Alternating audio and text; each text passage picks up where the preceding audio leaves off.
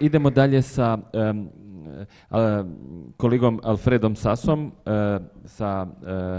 njegovom prezentacijom Prisoners, Escapers and Their Afterlives, Yugoslav Prisoners of War in World War II in Italy and Beyond. So, good morning everyone. Zahvaljujem prije svega organizatorima History Festa na ovoj divnoj prilici kao svake godine. So I will offer a very brief, very quick overview of the research project Marie Curie postdoctoral fellowship which I'm currently holding at the University of Torino, Italy and University of Lausanne, Switzerland, which is at a very early and preliminary stage. So the object of research are the events around the thousands of prisoners of war of the Yugoslav army, the Jugoslovenska vojska, officers and soldiers who had been kept prisoners during the April War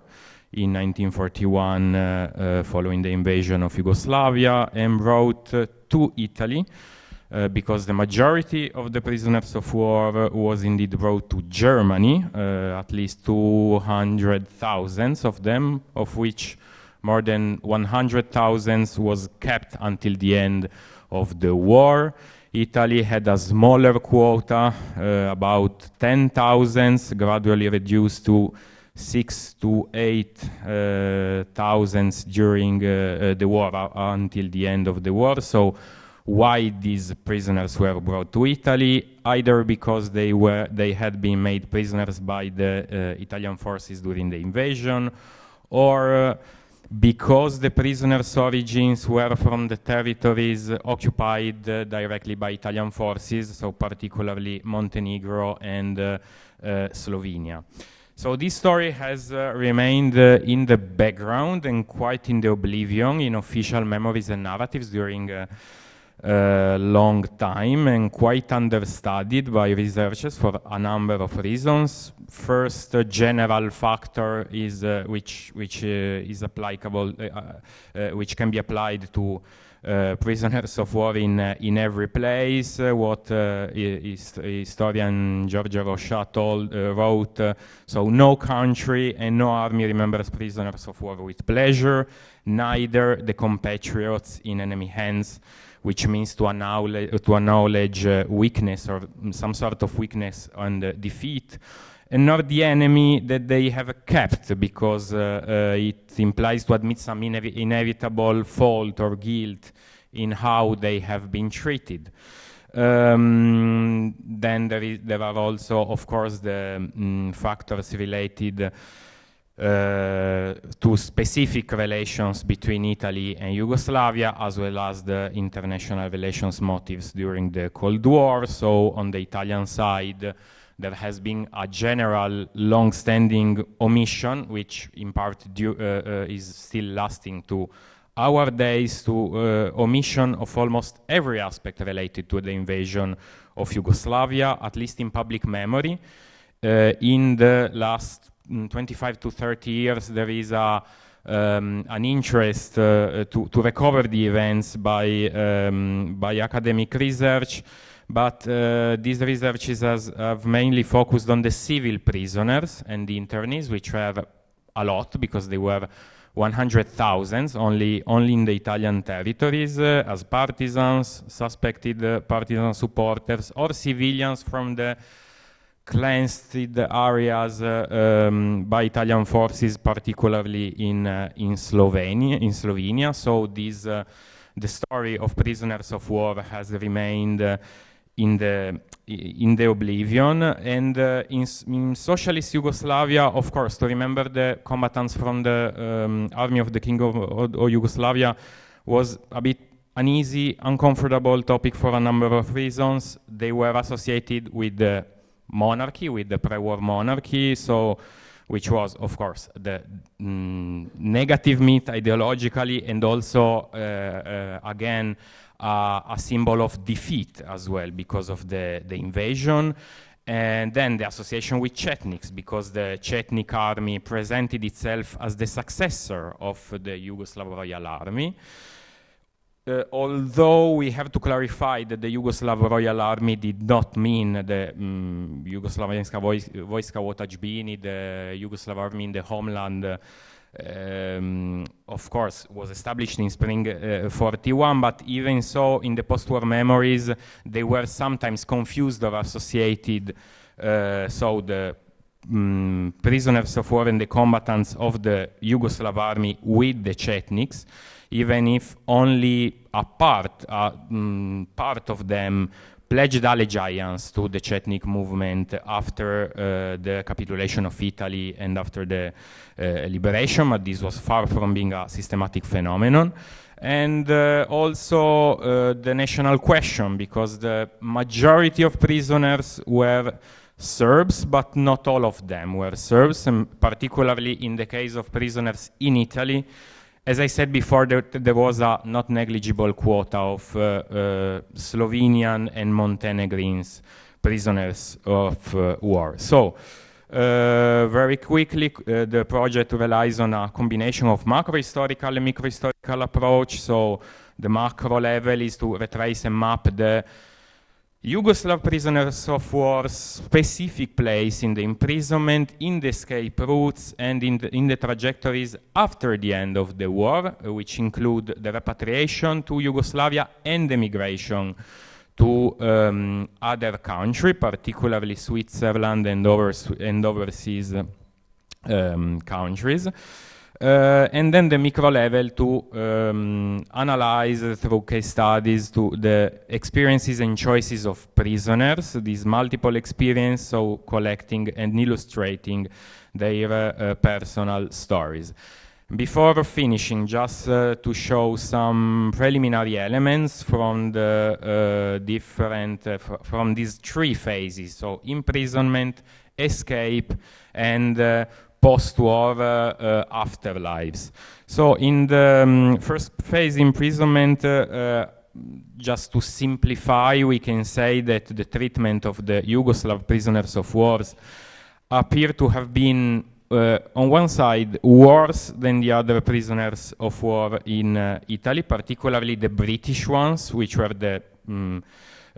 majority, which were, yes, by far the most numerous, but at the same time relatively better than the Yugoslav civilian internees, and so the application of the Geneva Convention norms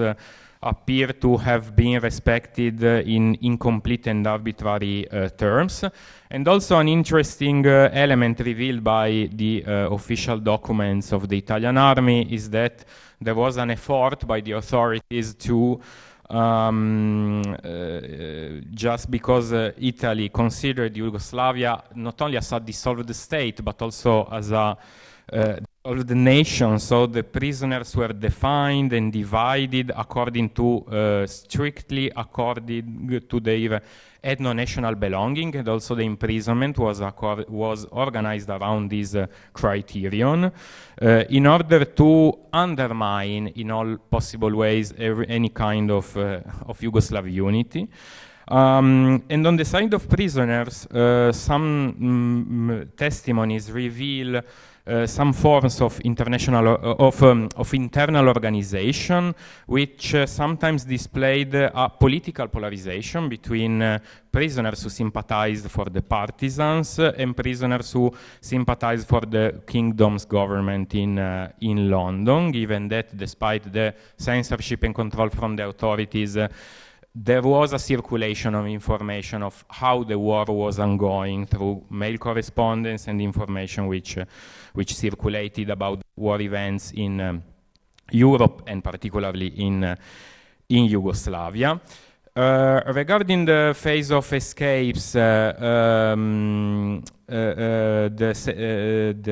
so what happens after the Italian capitulation in September 43? which means the background, the breakdown of institutional and social order in Italy. And so this is what I call the double capitulation, because Italy collapsed, Yugoslavia had collapsed 2 years before, and so both Yugoslav prisoners, so they escaped, they found support and help of Italian civilians who hid them and nourished them in order to avoid redeportation, potential redeportation from the Nazi German forces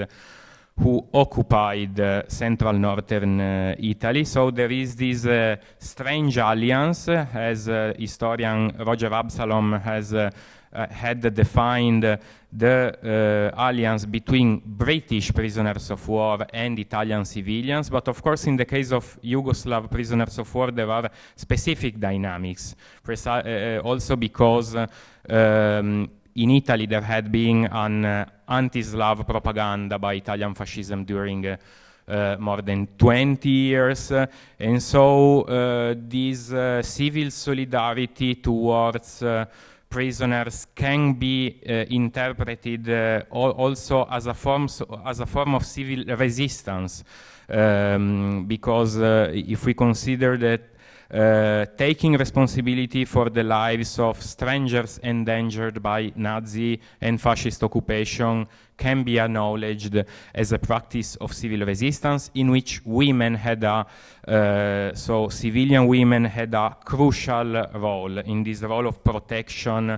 to the prisoners. And to finish, so just a brief mention of the connection between civil solidarity or civil resistance, if we can define it like that, and armed resistance, because hundreds of Yugoslav prisoners of war then joined the Italian partisans. And to finish and also to connect with the broad topic of this History Fest, so the post-war time, because of course this story does not end in 1945, because the impact of the political evolution shaped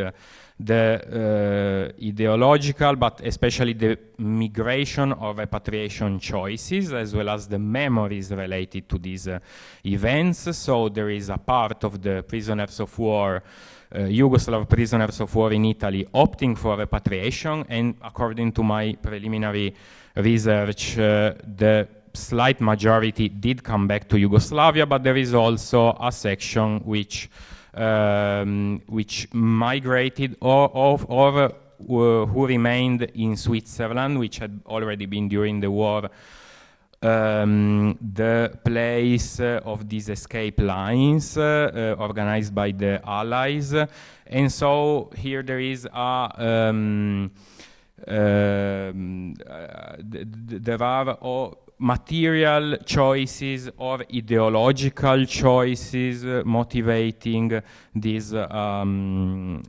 decisions. So in the case of Switzerland, for example, some of these former prisoners of war from Italy formed the core of anti-communist diaspora association, for example. But at the same time, and I conclude here, these experiences motivated a range of relations from below. So there are spontaneous and informal contacts, visits by former prisoners to the Italian camps and to the people who helped them, mutual visits, relations sometimes turning into institutional relations at a local level, but which at the same time go alongside the period of detente between Italy and Yugoslavia since the early 1960s. So this provides further meanings to this story, which is a further illustration of this complex, multifaceted legacy of the overall experience of the prisoners of war. And I conclude here. Thanks.